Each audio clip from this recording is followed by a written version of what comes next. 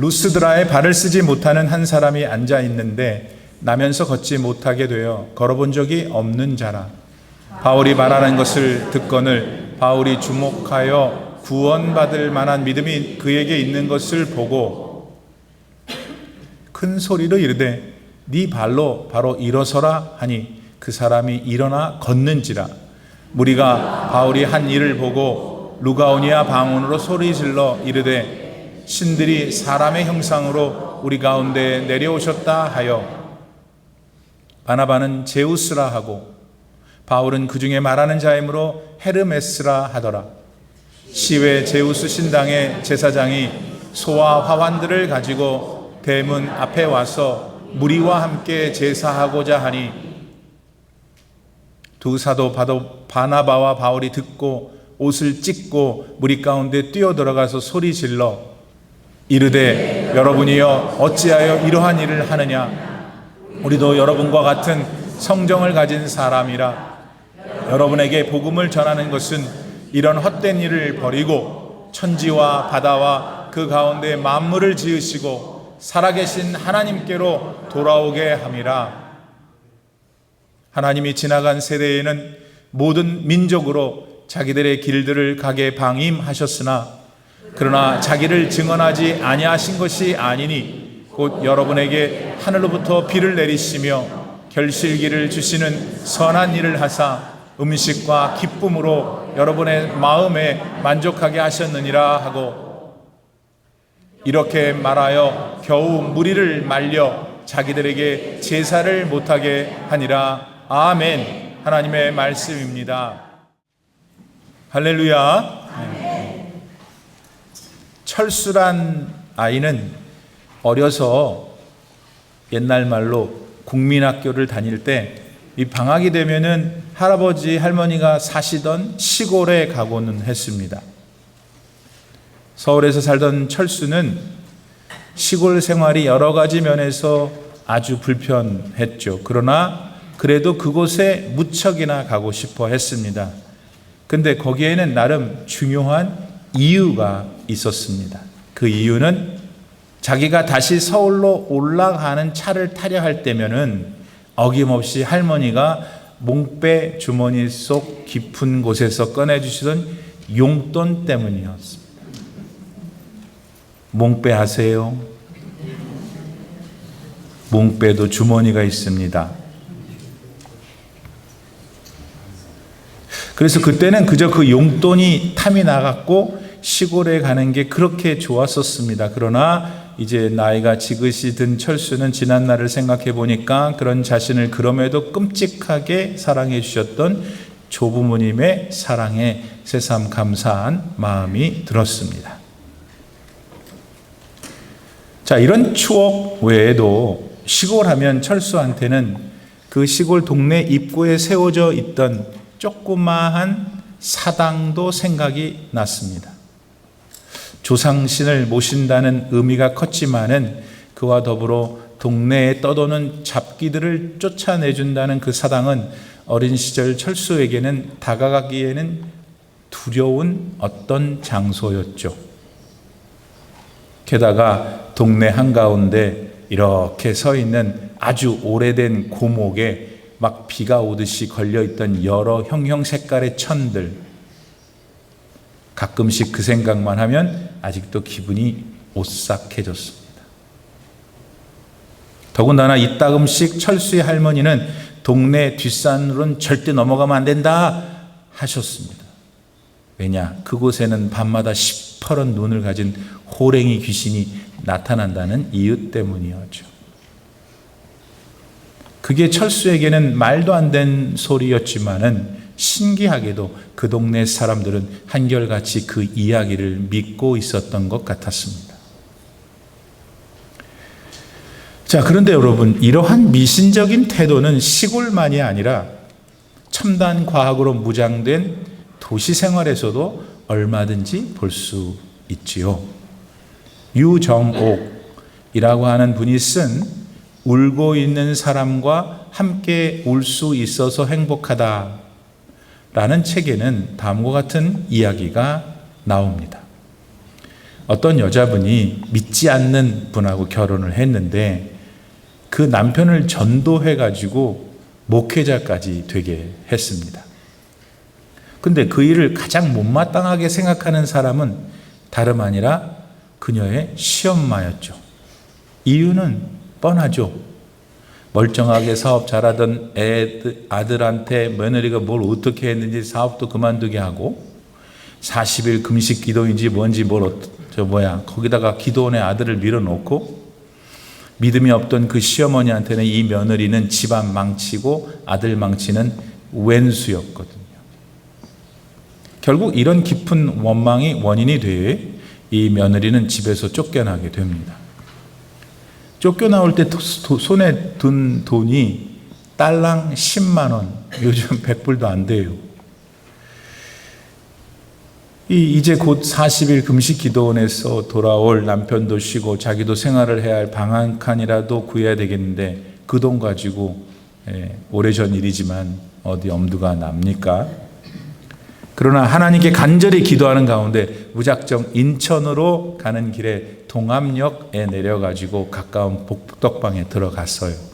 그리고는 10만 원으로 방 2개짜리 집을 얻는다고 하니까 누굴 놀리냐면서 욕을 대박으로 먹고 쫓겨났습니다.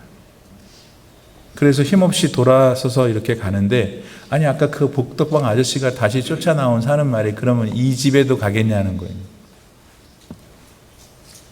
자초지종을 들어보니까 그 집에 귀신이 들어가지고 사람마다 이상하게 비명행사를 한다는 거예요.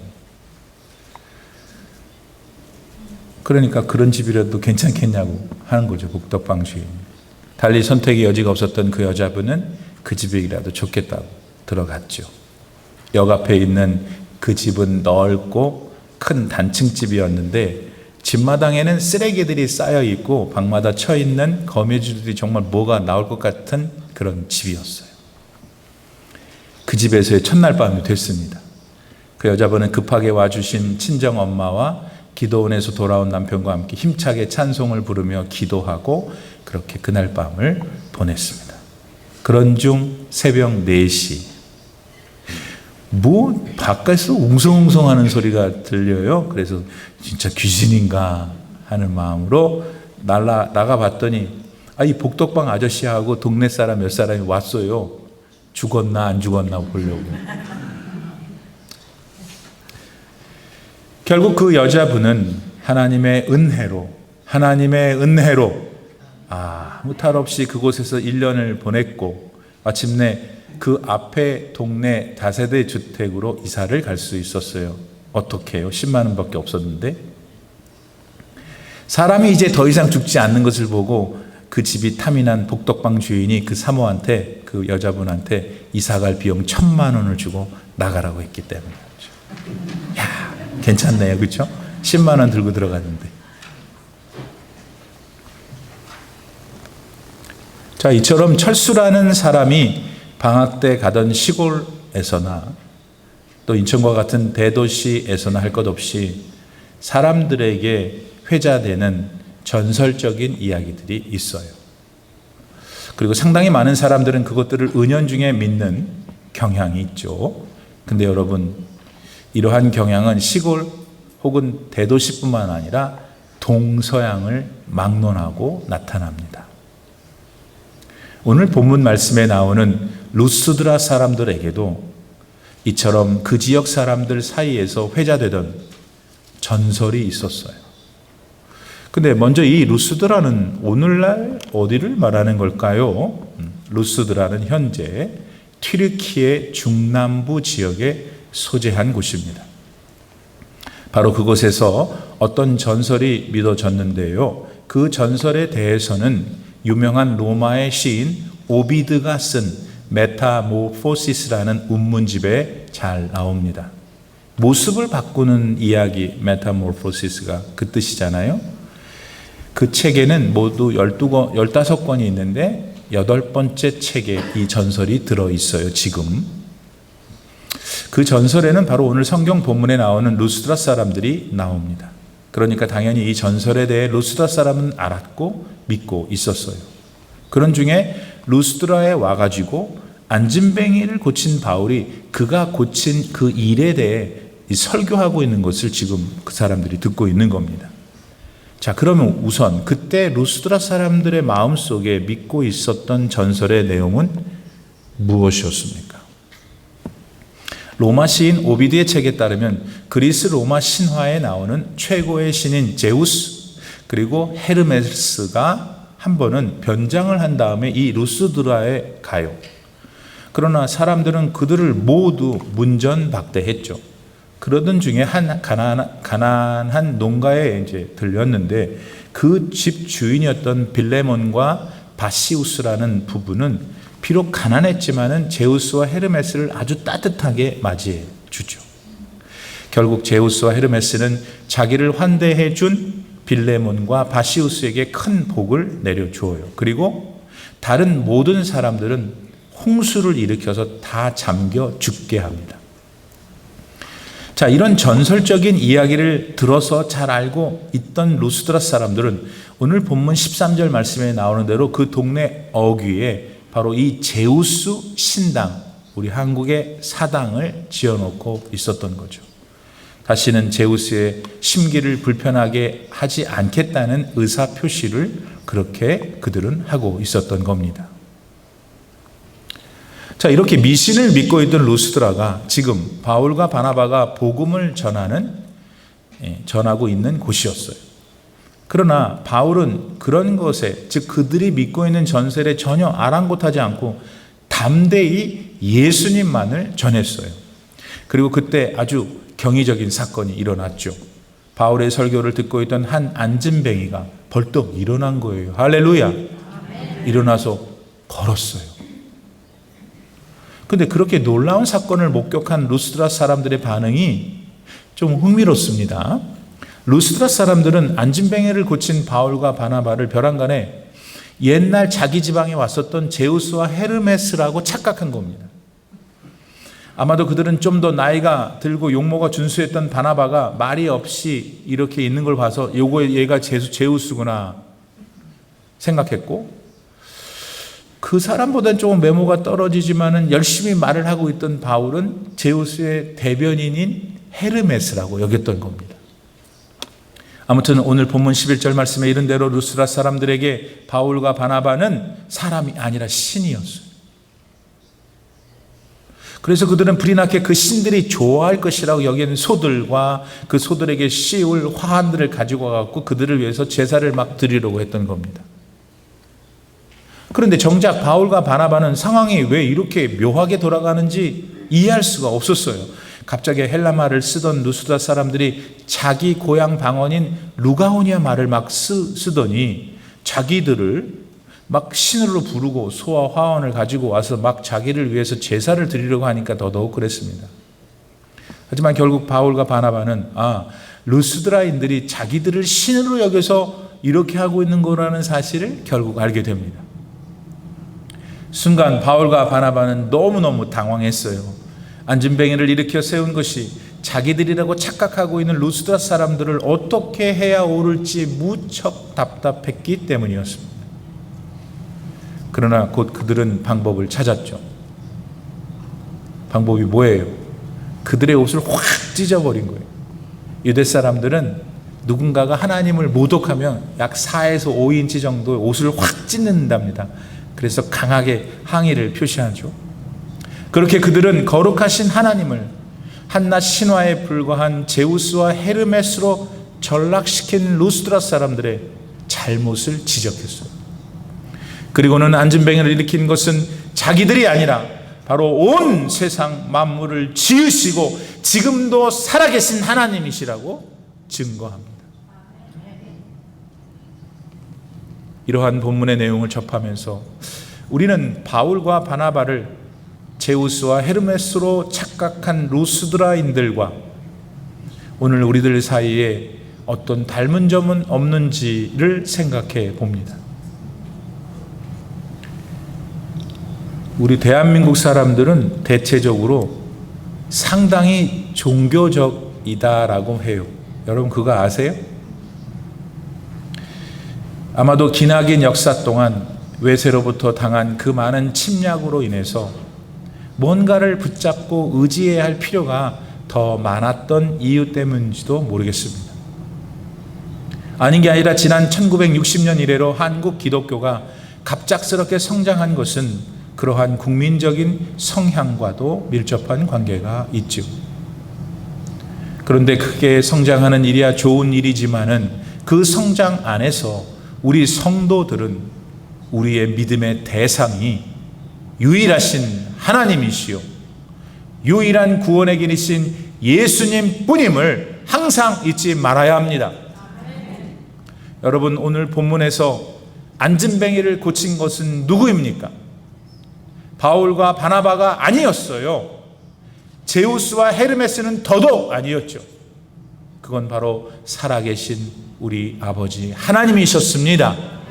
그리고 오늘 우리의 삶 가운데 역사하시는 그 기적과도 같은 많은 은혜들도 모두 하나님께서 주시는 것인 줄 믿습니다. 그러나 때때로 우리는 그러한 믿음을 다른 데에 둘 때도 있지 않나 반성해야 합니다. 예수님을 잘 믿는 분들의 경우를 볼 때 자기를 위해서 기도해주고 어떤 영적 영향력을 가진 사람들을 때때로 하나님 취급할 때가 있어요.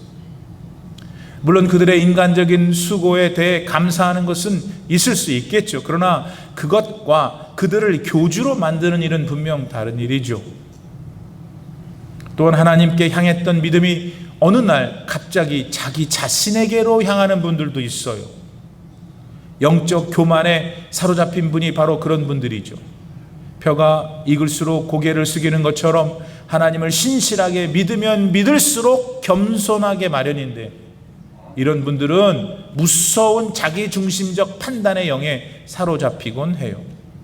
그래서 자기 기준으로 사람들의 잘못만 막 지적하죠. 결정적인 문제가 때로는 자기 자신에게 있다는 사실을 전혀 보지를 못하는 거예요. 그런가 하면은 예수님 믿기는 하지만은 아직도 믿음이 연약한 분들은 더 많이 미신적일 수가 있다는 것을 기억해야 해요. 돌아가신 부모님이나 조상들을 추모해서 그분들을 위해 하나님 앞에 예배 드리는 일은 옳은 일입니다. 그러나 제사를 통해 그분들께 절하는 것은 옳지 않음에도 불구하고 여전히 그렇게 하시는 거죠. 그것이 돌아가신 부모님을 공경하는 태도라고 믿기 때문에 그렇죠. 또 다른 믿지 않는 형제 자매들의 눈치도 있고 해서 그렇고요. 그러나 그러한 우리의 체면보다 하나님을 먼저 경배하는 일이 우선되는 일임을 우리는 명심해야 합니다. 또 자녀들 결혼 날짜를 잡기 위해서 사주팔자를 본다거나, 요즘 타코마에 있어요. 내가 안 가봤는데 한번 가볼 생각이. 이따금씩 가정의 평화를 위해서 점 보는 사람들을 만나시거나, 있어. 그 다음이 중요해요. 장난으로라도 운세를 보거나 운세를 대화의 소재로 삼는 것은 여전히 하나님의 하나님 되심을 믿지 못하는 행동들이므로 지금 그만두셔야 합니다. 아이고 목사님 어때요? 그냥 한번 보는 건데. 뭘 봐요? 절대로 하면 안 돼요. 사랑하는 성도 여러분, 우리는 이러한 상황에 처하게 될 때마다 예수님을 믿는 믿음 안에서 단호해야 합니다. 이것도 좋고 저것도 좋고 해서 안 돼요. 왜냐하면 우리의 경배와 찬양을 받으신 분은 오직 하나님 한 분뿐이시니까요. 오늘 본문에서 바울과 바나바의 모습을 보세요. 그들은 신앙이 바르지 않은 것을 보고 단호했어요. 그들의 옷을 찢으며 하나님 외에는 그 어떤 것에도 경배해서는 안 되는 사실을 보여줬죠. 이처럼 오늘 우리도 하나님만 경배해야 합니다. 예수님만 사랑해야 합니다. 여러분, 아직도 여러분의 삶 가운데 자신도 모르게 여전히 잡신들을 쫓는 일이 있다면은 그게 뭡니까? 저는 모르죠. 여러분은 알죠. 오늘 가서 집에서 다 떼어내려요, 그런 거. 뛰어내려요. 이 시간 다 끊어내시기를 바랍니다. 하나님 외에는 그 어떤 것도 경배하지 않는 여러분 되기를 바랍니다. 더불어서 본문을 통해서 우리가 주목해야 할 일이 한 가지 더 있는데, 그거는 병고침을 받은 그 안진뱅이에 관한 거예요. 우선 안진뱅이가 일어섰다는 것은 누가 봐도 기적 중에 기적이죠. 게다가 그가 본문에서처럼 뛰었다는 사실은 기적에 기적을 더하는 일이고요. 물론 이런 일은 우리의 이성으로 판단할 때는 믿기가 무척 어렵죠. 하지만 여러분, 하나님을 향한 믿음은 합리적이어야만 하는 우리의 이성 안에 가둬둘 수 없어요.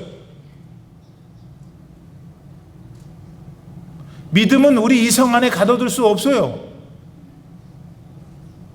그리고 믿음은 이성을 초월한다는 건 실제로 맞는 말이기도 합니다. 여러분, 우리가 약을 먹을 때 이성으로 먹는 게 아니라 나을 것이라는 믿음으로 먹잖아요. 그 의사 신통해 믿는 거야. 또 엘리베이터를 탈 때 도대체 어떤 사람이 막 이거 올라갔다 내려갔다 이 몇 시간 나오지? 그래서 엘리베이터 타는 사람이 없어요. 어디 있어요? 타면 올라가고 타면 내려가니까 믿으니까 타지. 그 조그만 줄 안에 달려 있는데. 그런데 우리가 사는 세상은 마치 모든 게 이성적으로 혹은 합리적으로 다 계산이 된다 가르칠 때가 많단 말이에요. 그러나 바로 그것이 우리를 믿음에서 벗어나게 하는 잡신인 거예요. 여러분, 저는 오늘 성경에 나타난 안진뱅이를 고치신 사건을 믿습니다. 마태복음 11장 5절에 기록된 예수님께서 온갖 종류의 끔찍한 질병들을 고치신 것을 믿습니다. 요한 사도행전 3장 8절에 나오는 베드로가 예수의 이름으로 안진뱅이를 40년이나 쭈그리고 앉았던 사람을 일으킨 것을 믿습니다. 왜냐하면 그것을 일으키신 하나님은 전능하신 유일하신 참신이기 때문입니다. 또 안진뱅이가 치유되는 이런 같은 기적은 오늘날에도 곳곳에서 일어나고 있다는 사실을 우리는 명심해야 됩니다. 그때나 일어났지 아니 오늘 일어나고 있다 이거예요. 이목인이라는 분이 있습니다. 고향이 길주 사람인데 본인이 후처였나 봐요. 옛날엔 그런 일이 많았잖아요. 이 후처라고 손가락질을 받고 있는 사람을 모델로 해갖고 이제 소설을 하나 썼는데 그 소설이 이름이 후처기야. 함경북도 출신인 이목인 씨는 월남을 해가지고 건국대학교 학장까지 지낸 아주 탁월한 분인데, 이분이 아주 예수님을 신실하게 믿었어요. 그런데 이 권사님이 한 번은 이 여행 중에 피로가 쌓여가지고 뇌출혈로 쓰러져 버렸어. 손발을 쓸 수가 없어. 병원에 갔더니 소망이 없대. 그러니까 가세요. 그렇게 무력하게 지내던 어느 날 신유의 은사가 있는 친구 권사가 찾아왔어요. 그리고는 잠깐 그녀를 위해 기도하더니 일어나라 오기나 하더라는 거예요. 그 이목인 권사가. 순간 이목인 권사는 아니 누구는 안 일어나고 싶어서 일어나? 아니 기도를 해주려면 좀 가까이 와서 자기를 붙들고 막 뜨겁게 하지, 이런 원망만 들더라는 거예요. 그런데 순간 곧 그래 내가 이렇게 화만 낼 게 아니지. 그 사도행전 3장에 나오는 베드로의 기도로 안진뱅이가 일어났던 거 그래 나도 믿어. 그 안진뱅이도 일어났다면 나도 일어날 수 있어. 예수님의 이름으로 일어나 걸어라 자기가 한 거예요. 그러면서 팔을 다 못 움직이는데 기도하는 중에 팔을 움직였더니 팔이 이렇게 왱 하더래요. 그래서 손 보고 손도 움직이라 했더니 손이 움직이고, 손이 벽을 딱 잡으니까 벽을 잡고 일어서라 그랬더니 자기가 벌떡 일어나더랍니다. 이 동네는 아멘이 많았어. 이 동네는 회개해야 돼. 아멘 한 거예요. 아멘. 왜 아멘 한 거예요? 나도 그렇게 되기를 원합니다. 나도 그렇게 될 줄 믿습니다. 이유가 아니에요, 여러분. 그렇게 될지어다. 사랑하는 성도 여러분, 이 같은 기적은 오늘날에도 일어나는 줄 믿습니다. 근데 한 가지 중요한 전제가 있어요. 오늘 성경에 보니까 9절 말씀에 고침받을 만한 믿음이 있어야 하는 게 전제예요. 그러면 고침받을 만한 믿음이 뭐냐? 우선 그 안진뱅이는 바울이 말씀을 전하는 자리에 나왔어요. 그리고 가만히 생각해 보니까 그 안진뱅이가 그 사람들과 옆에 사람들과 같이 거기에 있었다는 것은 좀 우연이 된 일이 아니지 않잖아요. 예. 틀림없이 그곳에 이르기까지 그 사람은 얼마나 힘이 들었겠어요. 정상인들이야 걸어가면 되지만은 쭈그리고 앉아있는 사람이 거기까지 오려면 얼마나 힘들었겠어요. 얼마나 힘을 썼겠어요. 이처럼 나의 삶 속에 하나님의 기적과 하나님의 은혜를 체험하려면 정성을 다해야 되는 거예요. 그냥 주일이니까 대강 눈 뜨고 머리도 안 감고 설교, 내가 머리 안 감고 온 사람 다 알아. 설교 전에 그것도 설교 뭐 다 괜찮아. 앞에 뭐 찬상 다 싫어. 설교하기 전에 딱 가면 돼 하는 생각을 오면 이미 정성이 없는 예배 아닙니까? 또한 말씀드린 대로 안진뱅이가 바울이 설교하는 곳까지 가려면 얼마나 힘들었겠어요. 그러므로 구원을 얻을 만한 믿음, 치료를 받을 만한 믿음은 힘쓰는 믿음이다 이거예요. 여러분, 힘쓰는 믿음은 약삭바른 믿음 아니에요. 조금만 환경이 달라지면 하나님께 드려야 될 헌신을 하지 않는 그런 믿음 아니란 말이에요. 믿음은 우직한 믿음이에요. 심지가 견고해서 변하지 않는 믿음이에요. 사람 보고 뭘 하지 않는 믿음이에요. 오직 예수님 보고 사는 믿음. 이 믿음이 오늘과 같이 6월의 첫 번째 날을 맞이하는 여러분 모두에게 충만하기를 축복합니다. 여러분, 우리가 사는 세상은 우리가 인지하지 못할 정도로 제우스와 헤르메스가 얼마나 많은지 모르겠어요. 가만히 있어봐. 그 비싼 가방이 에르메스인데 그게 얘인지 모르겠네. 내가 나중에 확인해 볼게요. 하나님이 아닌 것이 하나님처럼 둔갑이 돼가지고 엇비슷한 잡신들이 난무하는 세상이라는 걸 알아야 돼요. 정신을 바짝 차려야 돼요.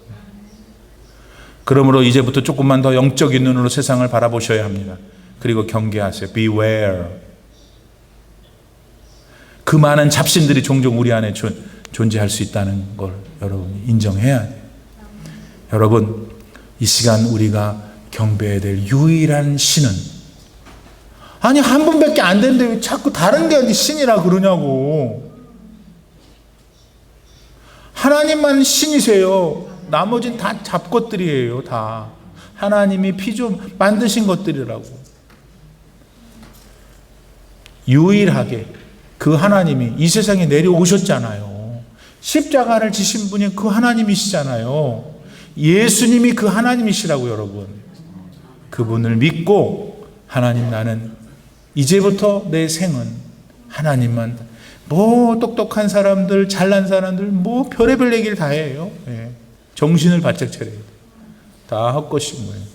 참 하나님, 유일하신 하나님을 믿고 6월 달에 우리 아까 같이 축복했잖아요. 예.